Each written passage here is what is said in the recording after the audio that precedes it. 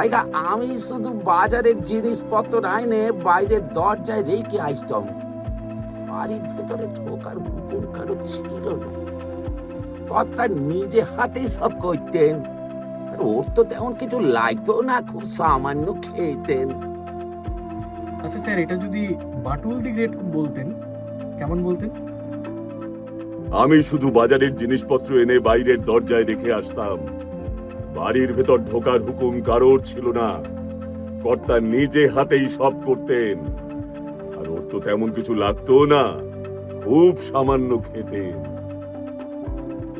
কি,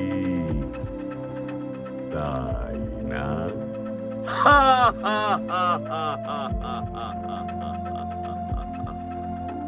मजा आ गया भाई, मजा आ गया।